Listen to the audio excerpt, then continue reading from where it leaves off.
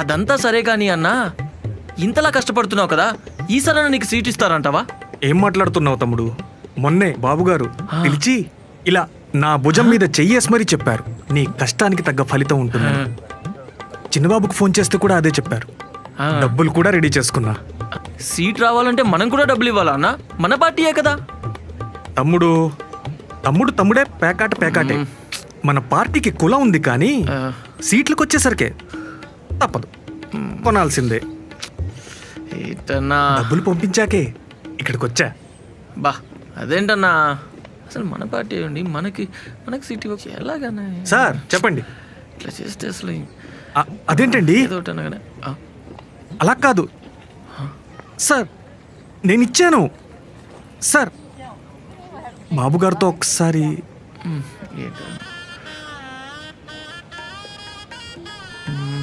అరే అన్నా అన్నా అన్నా ఏమైందన్నా?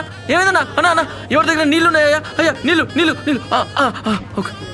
అన్నా అన్నా అన్నా అన్నా అన్నా అన్నా అన్నా ఏమైందన్నా? ఫోన్ వచ్చిందిరా. ఎక్కడి నుంచి? పార్టీ ఆఫీస్ నుంచి. ఏమన్నారు? సీటు పీకేశారా. సీటు?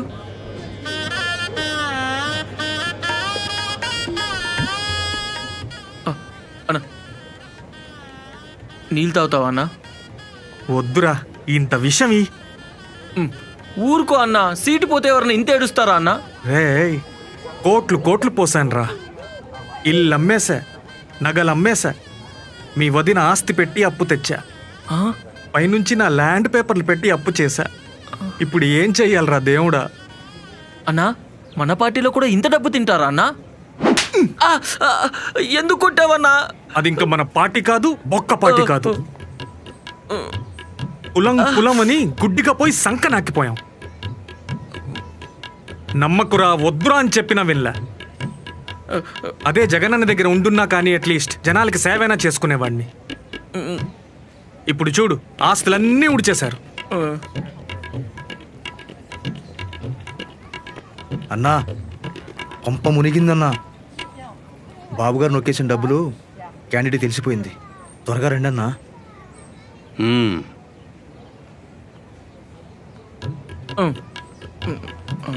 ఎరా ఇంకా ఏడుస్తున్నాడు?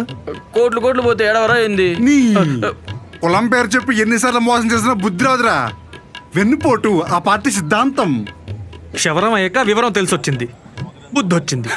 మంచి, ఇప్పటికైనా మంచిని గుర్తించండి. ఎలా వస్తాం మరి?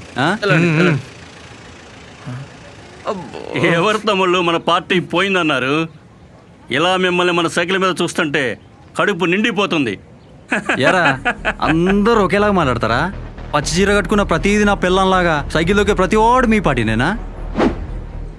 పోన్లేబా, వాళ్ళ బాబే కనిపెట్టినట్టున్నాడు సైకిల్ కూడా. అంటే అప్పటి మనిషి కదా. ఏ సైకిల్ అయినా మా అన్న కిందే.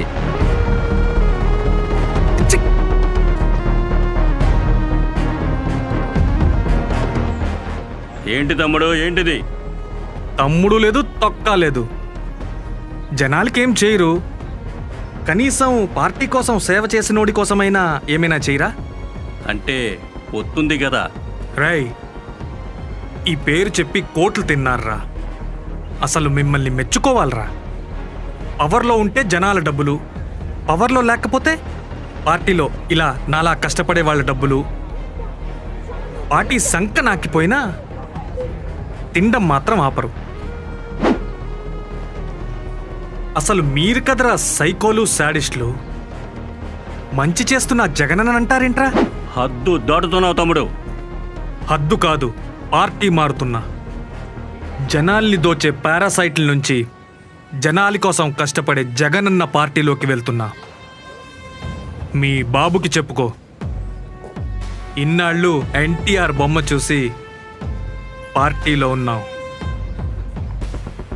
ఆయన్ని తొక్కేసిన మిమ్మల్ని నమ్మావు చూడు, నన్ను నేను కొట్టుకోవాలి. రాసి పెట్టుకో, మళ్ళీ జగనన్నే వస్తాడు. జనాలు మళ్ళీ ఫ్యాన్కే ఓటేస్తారు. ఎరా మీది ఇంకా అవ్వలేదా? సరే నువ్వు చచ్చిపోయి న్యూస్ ఒకటి చెప్పనా?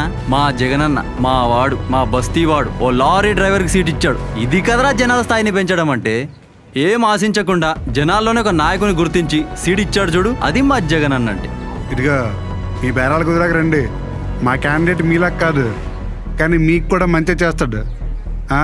ఆ. పదరా. పదరా, ఈ పనికి మాలిన వదిలేసి మనం కూడా వాళ్ళకి వెళ్ళి ప్రచారం చేసుకుందాం. అన్నా నమస్తే గురుగారు, ఉంటానే. ఇదిగోండి.